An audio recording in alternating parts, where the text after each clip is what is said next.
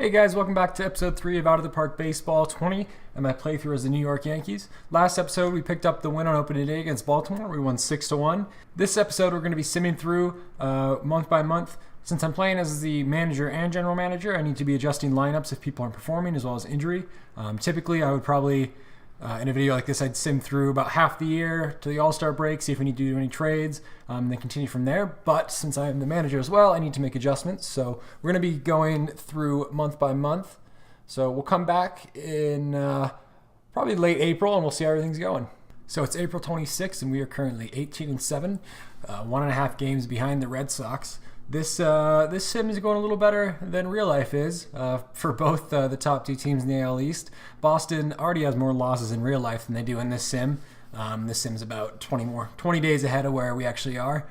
Our rotation is absolutely stellar right now. Everybody except for Happ has a sub-3 ERA, and even Happ has a 3.5, which is good for him even. Our bullpen is doing all right. There's a couple people struggling. Dellin Betances, 15.95 ERA. However, he's only pitched 7.1 innings, so I'm pretty sure it's probably one inning where he got blown up and he just threw this off. Same with Tommy Kahnle. His isn't as bad, but it's really too early to be judging the bullpen at least because they've all thrown less than 10 innings. Starting pitching, on the other hand, they've all thrown 30 plus, so it's a little easier to judge. Gio Gonzalez has pitched significantly better than I thought, as well as Domingo Germán. If you noticed, Aroldis Chapman just got injured. He's going to be out for 4 months, so I figured this would be a good time to pause this in, come back, and make some moves real quick. On the good news is CC Sabathia came off the injured list, and he is now doing rehab starts in AAA. We're going to bring him back over and put him in the long relief role. So let's do that right now. So this is what our bullpen's going to look like right now. Betances is going to be our closer. Pretty similar other than that. We just brought CC up to be long relief. He'll also probably slot into some starts here and there. Looking at our lineup, we have a couple people who are absolutely on fire. For example, Sanchez already has 10 home runs, has a 737 slugging percentage. He's going off. We're going to move him up in the lineup for sure. Judge is finally starting to pick it up. He had a cold start, but as you can see, he's hot right now. Stanton, unfortunately, not doing so hot. He's batting 173. 83 OPS plus. It's still early in the season. I mean, he's had 113 plate appearances, so I would expect a little better, but it's still early. He can still bounce back. Luke Voit is another one who's just absolutely crushing it. 160 OPS plus. He has 7 home runs, slugging just shy of 600. Gleyber Torres is another one who's on fire right now. He has over 400 on-base percentage, 155 OPS plus. Obviously, these guys aren't going to keep it up at this level, but it's great to see him doing good right now. Tulowitzki is actually playing really well as well. He's just shy of a 300 average, just shy of a 400 on-base percentage, and just shy of a 500 slugging percentage. Not bad for a guy who hasn't played in a year and a half.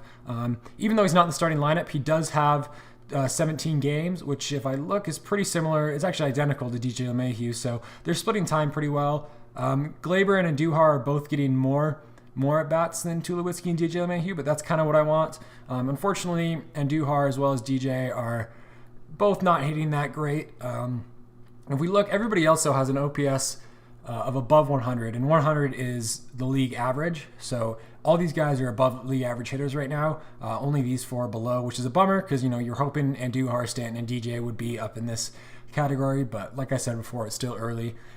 Clint Frazier, I'm always super skeptical about him in this game, but I mean he's performing just shy of a 300 average, 350 on base, 115 OPS plus, a couple home runs as well, not too bad. Take a look at the lineup. I made a couple small changes. I moved Stanton from 3rd to 4th, so I switched him and Voit.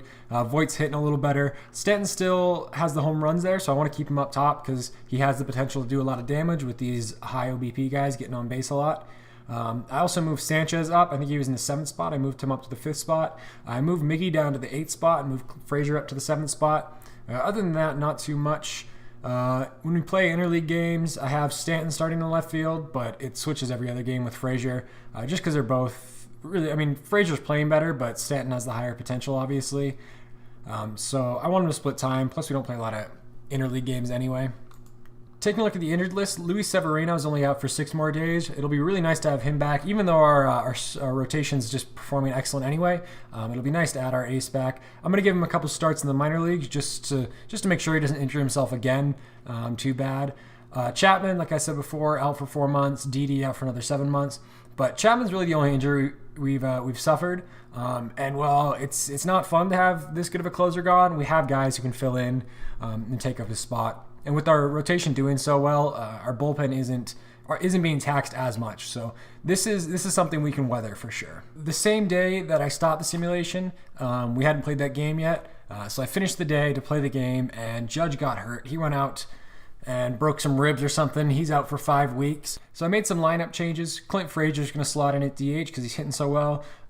Stanton's going to slot in at right field. Gardner's going to go into left from the backup outfielder role. Brought Tauchman back up. He was hitting really well in the minors.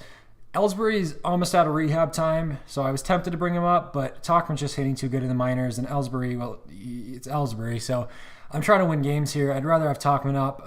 In a few days, we're going to have to deal with Ellsbury, and I'll deal with it then. I'm not sure what I'm going to do. I'll probably just end up releasing him and biting the bullet on it, but it's better than having him take up a roster spot, so there's that. Gleyber Torres took Judge's spot in the 2-hole. I thought maybe taking a little power out of that spot would be good. I mean, Torres can obviously still hit home runs, but he's also a really good contact hitter. He's batting .354 right now, really high on base percentage, so he's so hot, so I thought I'd put him in the 2-hole. Other than that, though, not a lot changed. I also put Tulowitzki as the starter over DJ. He's playing really well. DJ not so much. I know it's still a small sample size, so this will probably change, but I want Troy in there instead. That way, Gleyber can also play second, which is his normal position. His ratings at second are way better anyway, so it improves the defense just a little bit, and it also means that we have LeMahieu on the bench, which gives us a little more flexibility, and he can come in and play defense in second base as well. Gives us a good pinch hitter off the bench as well. We're going to go ahead and keep simming forward. I'm going to go a little farther this time, probably to the first-year player draft, which is in June. Hopefully nobody else gets injured, but if they do, I'll give you guys an update. All right, we're back on June 4th, so it's the first-year player draft. Before we go into that, though, I want to look at our lineup real quick. I moved Tauchman into the lineup. Brett Gardner wasn't playing super well, and even in the backup role, Tauchman was hitting pretty damn well. And as you see, he's only had 28 at-bats, but he is playing pretty phenomenally, so I'm going to keep him there for a little while since he's hot. LeMahieu finally figured it out. He's batting over 300 now, high 300 on base percentage. Gary Sanchez starting to slump a little bit. He still has an over 500 slugging percentage. He's still 832 OPS. Doing great for a catcher. That's nothing I'm worried about right now. And Duar, unfortunately, is still struggling a little bit. That low WAR is going to be partially due to his defense as well, but even his offense isn't that great. So Giancarlo Stanton went down to injury. It was a minor one, but I wanted to take him out anyway. We have the depth to replace him. He wasn't playing that well anyway, and I just don't want him to get hurt more. We want him for down the stretch, because if you look, we're out 8.5 games. The Red Sox, they're on an absolute tear right now, 45-16. Pretty hard to compete with that. Pitching-wise, Severino came back. He's only pitched in one game, 5 innings. Good outing overall. This was a tough decision. I had to send Herman down simply because he was the only starter with options remaining. Even though he was the second best starter in the rotation right now, I'd rather send him down to AAA where he gets everyday starts than moving to a long relief role in the bullpen. So I've called up Luis Cessa. He's out of options, so I figured what the hell, I might as well get him in there. Have him throw some innings. Also because Reynal Espinal, the guy that wasn't here, was pitching pretty terribly too. So I sent him down and brought up Cessa. If Cessa pitches well, maybe we'll be able to flip for something in the offseason, but my hopes aren't too high with him. Unfortunately, Betances is still not pitching great. He's only thrown 20 innings, but it's been a few months, and he's just an ERA of 9 is not great. His strikeout numbers are still there, but yeah, it's just he's walking too many people, I think it is. His BABIP's also a little high, so he's getting a little unlucky, but it's just not great for a closer role here. Gio Gonzalez is still pitching phenomenally, which is awesome. Never really expected that to happen, but a sub-3 ERA from Gonzalez is great. I shopped him around a little bit just to see what we could get for him, because I don't think I'm going to re-sign him. And there were some pretty good offers, a lot of really good relief pitchers, but I don't know. I figured I would keep him in the lineup or in the rotation just because he's pitching so well. He's going to help us win more than one of those good relievers would. I did this because I kind of wanted to keep Herman up, but I figured Gio Gonzalez would be better to keep up just since Herman is younger and has more options. We can call him up next year to replace Gonzalez. Getting into the first-year player draft, we have the 30th pick overall, which is a little high, but Judge came in the late first round, so maybe we'll get something good. So for our first pick, I think we're going to go with Jared Hart. This is actually who our scouting director recommends, and usually I don't go with the scouting director recommendation, but This guy looks pretty good. He's well-rounded. Rather than having 80 home run power and 30 I or whatever, he's better all across the board, and he does have an upside in home run power. He's an outfielder, corner outfielder, so nothing crazy on defense, not great speed. Personality-wise, low on greed. I like the work ethic, but it's not too bad. I think he'd be a good, decent first-round pick. There's a couple other guys here I'm looking at. This guy looks really good. He looks like a better version of the last guy we were looking at, except he's impossible signability, so we'd have to dump $10 million into him to get him. He'll likely be around next round, and I might pick him up then. But I mean, he has really good stuff all across the board. Like I said, similar to the last guy, a little worse on avoid Ks, but he has more gap and contact. He's an infielder as well. Decent infield ratings, not great speed. According to the scouting director, the best pitcher in here is Chandler Best. However, this control is unlikely to develop enough to be a starter, and his changeup it has a lot of potential.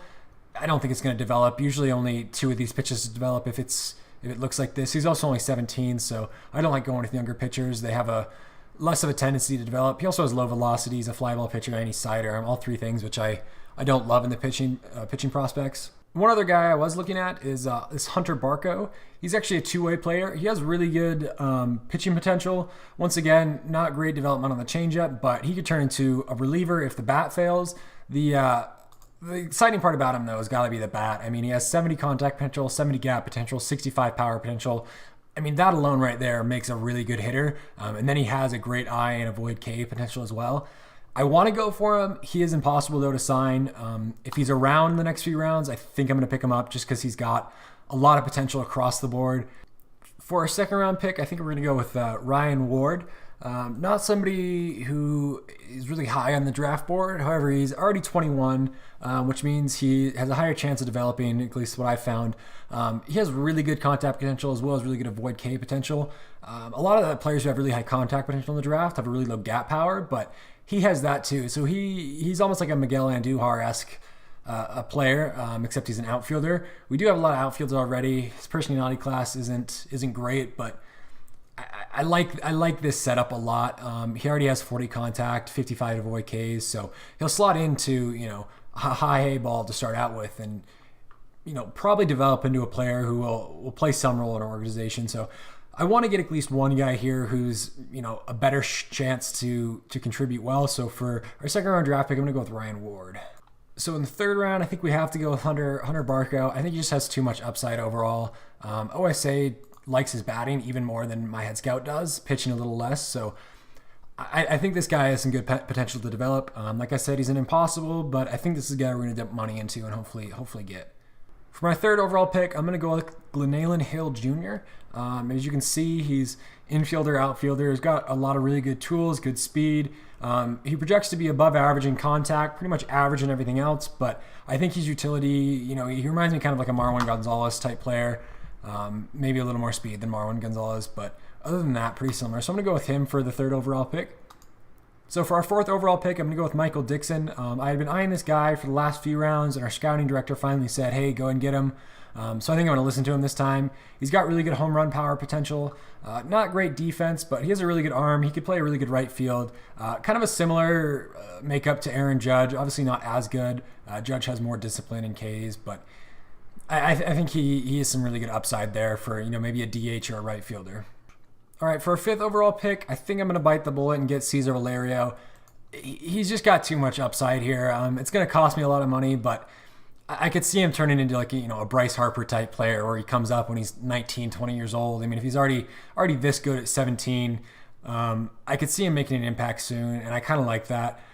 I'm going to have to dump a lot of money into it, but oh well. I mean, it's a fifth round too, so if I don't end up getting him, it's not the end of the world. I'm not missing out on a bunch of other talent here.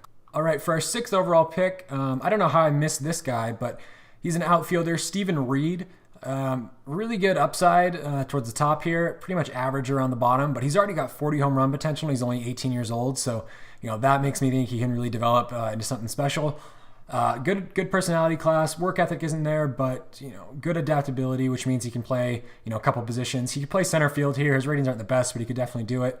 I think this is going to be our sixth round draft pick. All right, for our seventh round pick, I'm going to go with Chris Murphy, probably the first pitcher we're taking. hold the two-way player we picked up. This is the first strictly pitcher we've gone for. I don't know how he's dropped this far. He's a 20-year-old pitcher, so he's out of college, and he has really good ratings. He's already almost has 3+ pitches, and they're projected to get there. I really think they will. He has a projection for an 80 out of 80 changeup, and as a starter, that's quite good. A little low on the velocity, but not a fly ball pitcher. Normal arm slot. Movement's a little lower than I'd like, but the control and stuff should make up for it. This is just about average or a little below, so that isn't too bad. I think this is going to be our 7th round draft pick. All right, for our 8th round draft pick, I think we're going to go with Danny Orienti, something like that.